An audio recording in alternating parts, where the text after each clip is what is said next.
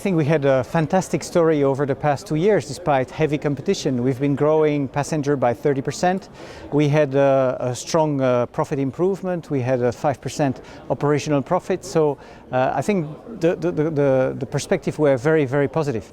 Now, of course, March 22nd was a very bad day in Belgian history, and Brussels Airlines was badly hit by the events. Of course, we will recover and we are still upbeat, but it's true that we can never forget what happened on that day. However, I want to make sure that we are back on the plans. I think if we bank for a crisis will come, and this is not what we planned for. So we keep the plans that we had before March 22nd, and we want to continue to grow substantially our market and to keep a strong profit for 2016.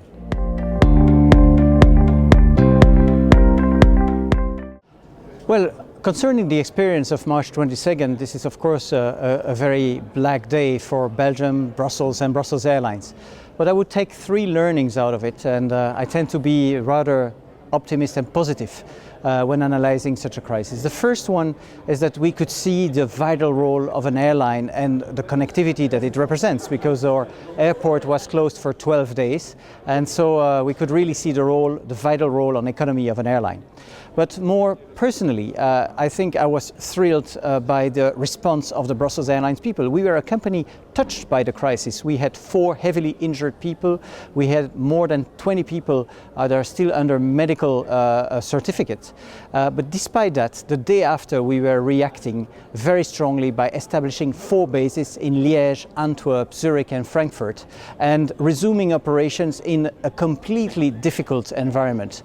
And there, when I saw the reaction of the team, it was extremely comforting for me as CEO of this company, and I'm so proud to be part of that team. And I think third, through that reaction, we can see the reputation of the company has gone up, because we could take the challenge while we were being hit. And with those 2 assets that came out of the crisis, that gives me a lot of comfort in the future, despite the difficult moment we will continue to know.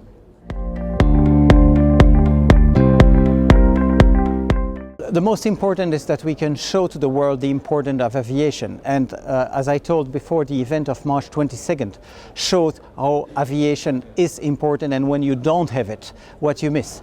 And I think we need to better position aviation towards our regulators, towards our governments, so that they clearly understand the vital role that we play on the world economy, but even to liaise continent. I remind you that Brussels Airlines was the only company with Royal Air Maroc to continue to serve the 3 countries hit by the Ebola crisis.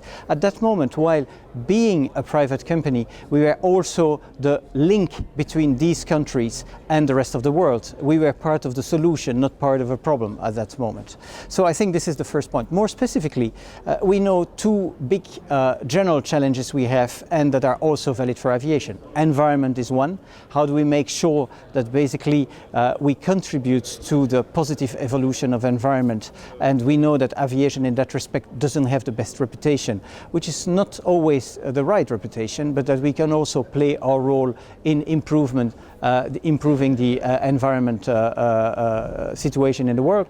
And second, of course, security.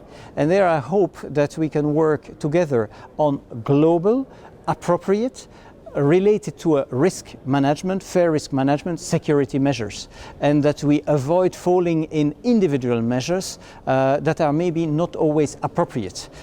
We have security in the heart of our concern, and as accountable of Brussels Airlines, I have that in the heart of my concerns, and it was before March 22nd. Airports like the ones of Brussels were safe. What happened in Brussels could have happened anywhere in the world, but I think it's important we learn from what happened, and that we continue to improve security without falling in disproportionate measures.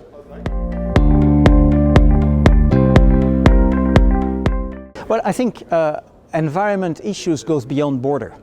And you know that Europe was trying to have its own scheme. We need to go for a global solution. And so therefore I really hope that within ICAO we can find a balanced and positive solution.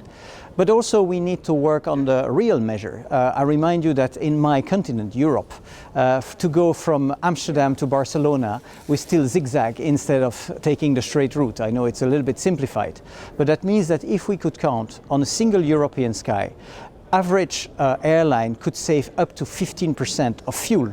So that means this would be the biggest economic and ecologic project. And there I have difficulties to understand why it's so difficult to come to a solution which is so obvious. It would be such an inspiring project to have a project that allows most airlines to substantially improve their bottom line, and I don't see two equivalent ecologic projects at the level of the continent. So I really hope we can go forward with those types of measures.